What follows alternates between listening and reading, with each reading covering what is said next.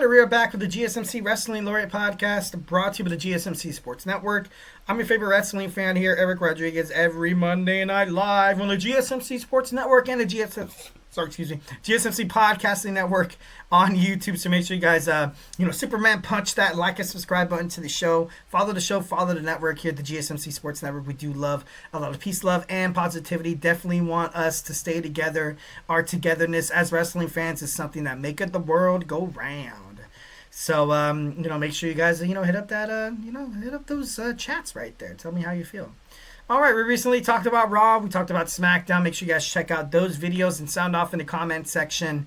And now, without further ado, we have AEW Spring Break in, which I can't wait for. Like I said, make sure you guys hit up the tips and donations link at the GSMCpodcast.net. All right, so we got it coming. It's Wednesday. You know what that means. AEW Dynamite is live, and I don't know where they're at. Damn it. Where are they? New York? I'm just kidding. No, but ultimately can't wait for this. I think it's going to be super, super duper badass. And, whenever AEW does these like little, PLEs and pay-per-views within the week, I like it. I feel like it's, it lives up to the potential, 1,010%. With all the, with the PLEs, AEW is actually super damn good. A lot of people did hate, the recent pay-per-view, but, I thought it was great. The whole Swerve and the Jon Moxley finish at the end with the Young Bucks, you couldn't really expect Swerve to win that match. Like, come on, let's all be real here. But, ultimately we have today not today, on Wednesday, we have Spring Break in. All right, without further ado, we have the boss, the final boss, the CEO, Mercedes Moné, Belts Moné, what's her name? 4 belts or whatever, taking on the longest reigning Ring of Honor champion, Athena. This match is, there's a reason why this match is in the Owen Hart. A lot of people want it. Everybody wants to see it, but, the titles, obviously, they do get in the way. So this is a nice way of kind of ultimately doing it. Obviously, Athena taking on, defeating Harley Cameron, Mercedes Moné defeating Julia. So, and Jamie Hayter is actually Jamie Hayter on the other side. Who's the other one? It's going to bother me all day. So at this point, Billy Starks, lost. I was like, oh, it'd be kind of interesting to have her go against Athena in the finals, the whole minions and all that kind of stuff.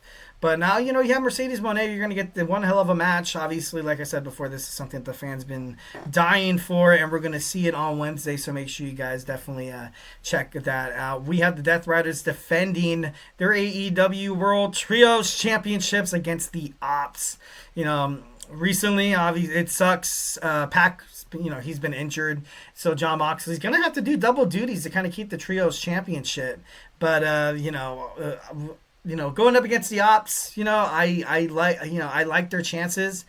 I almost think with the AEW All In kind of rearing around the corner that they're going to start taking some gold off them, and with the Opps, being this new fresh, not trilogy, with this being a trios.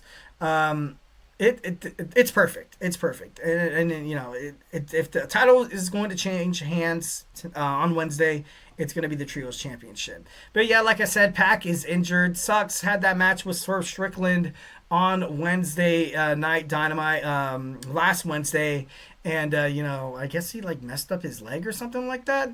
But I guess Swerve, I guess when, reports say when he was pinning Pac, he kind of apologized and said, hey, dude, ultimately, I kind of messed up. So now we have Pac on the shelf on the injury reserve. Also on the injury reserve from the Don Callis family, we have Mark Davis. And, they were building up such a momentum from the Don Callis family, and now you got one guy down. And also gone from AEW as of right now, Orange Cassidy with a torn pectoral. Davis actually has a broken foot he suffered in his match against Powerhouse Hobbs. So now we have, Orange Cassidy with the torn pec. Both of them going to be out for quite some time. Pac actually was out last summer for quite some time, 7 months. 7 months. So, that is... That's not good. That kind of sucks ultimately for your, your momentum. From the men's side, we have the Owen Hart Cup. We have Will Ospreay, the aerial assassin, taking on one of the Don Callis family members, Konosuke Takeshita. Can't wait to see this match. This match is going to be super badass. I don't think it's going to be the main event. I really do hope the girls' match is going to be the main event. But, I don't, Takeshita, to kind of ultimately, kind of feel a little bit more fire in the Don Callis family, maybe wins this match. But I ultimately feel like whoever wins this match will determine who is that wild card spot. If Will Ospreay wins, he takes on, he goes to the finals. And the wild card, which, I'll just go ahead and, goes up against Hangman Adam Page on Wednesday. Hangman, like I said, not really a babyface, not really, not really, like, he's not really a heel or anything like that.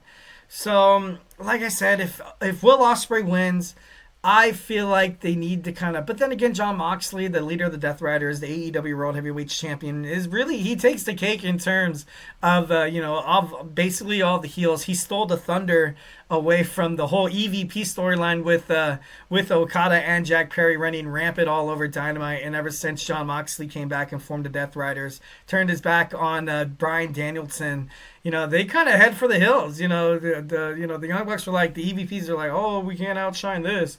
And they're mad. Then they ran to New Japan Professional Wrestling, only fought in 2 matches, winning the IWGP, I think the tag team titles, and then losing them. So, love for Matthew and Nicholas Jackson. Love for them, definitely 1,010%. It's not that I don't like them. I just don't really like them as heels. It just doesn't really fit, man. Like, I don't know. It is what it is, though. But ultimately, the match between Ospreay and Konosuke Takeshita will determine who this wild card will be. And just, mostly thinking about it, who's it going to be? I have a couple of no thank yous. No thank you, definitely no scapegoat Jack Perry. Don't want to see Jungle Boy, in the Owen Hart Cup, tournament. Obviously, with the EVPs coming back.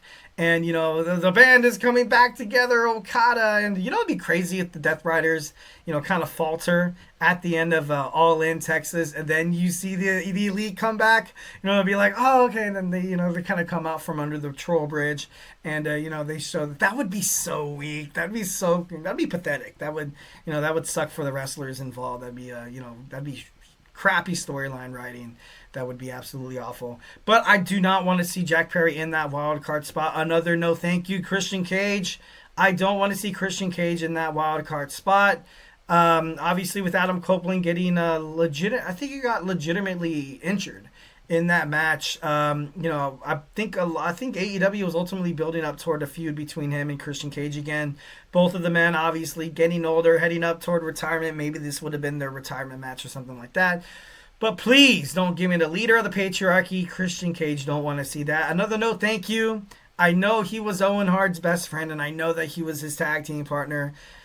Don't want to see Jeff Jarrett in that wild card spot. I'm sorry, I'm not really huge. And of course, I don't want to see any of the Young Bucks, Matthew Nicholas Jackson fighting, singles bouts. People I do want to see. I got a yes, please. Josh Alexander makes his debut in All Elite Wrestling, taking on Hangman Adam Page. Puts on one hell of a performance. And, if he picks up the win or maybe if he gets the loss, at this point, I don't really think it'd be such a big deal because he's that damn special, and Hangman Adam Page does have a cross to burn. But, of course, even like with Jon Moxley. So it makes sense for Hangman Adam Page to move on to take on Will Ospreay. But, Josh Alexander being that wild card spot would be pretty badass. Swerve Strickland, that wild card spot, definitely I would love that.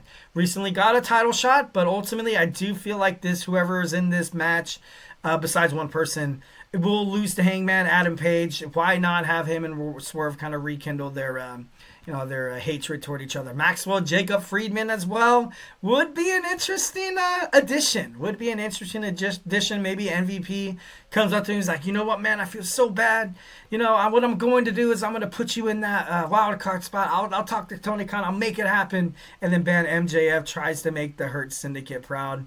And, it's like, and Bobby Lashley's backstage. He's like, you know what, prove something to me. And this is his chance. And, obviously, like I said, I feel like whoever is in that wild card spot will lose to Hangman Adam Page. Besides one person, and that one person is Darby Allin. Losing his spot to fight at All In. Obviously, the whole thing with the John Moxley. I love Darby, and he's definitely cool, 1,010%.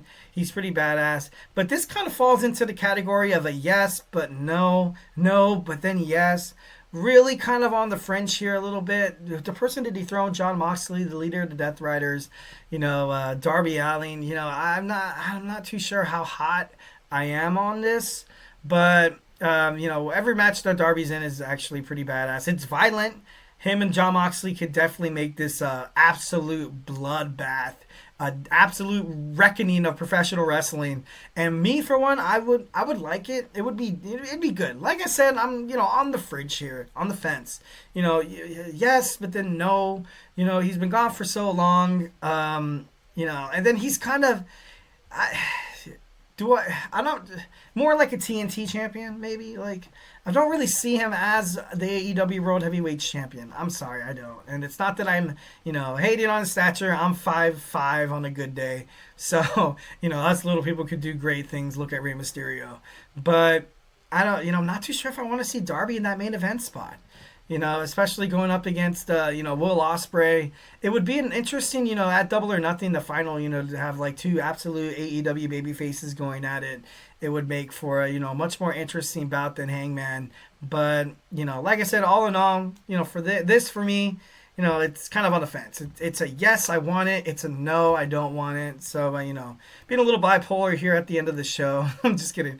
Moving on. All right, guys. Hey, do not go anywhere. We're going into our fourth segment. We got NXT Stand and Deliver predictions. So grab your favorite snack, grab your favorite ice cold beverage. If you're feeling something wrestling, go ahead and sound off in that comment chat section. Can't wait to hear and see what you guys have to say. So grab your favorite snack, grab your favorite ice cold beverage. Join me here in about 20 seconds. So hey, do not go anywhere.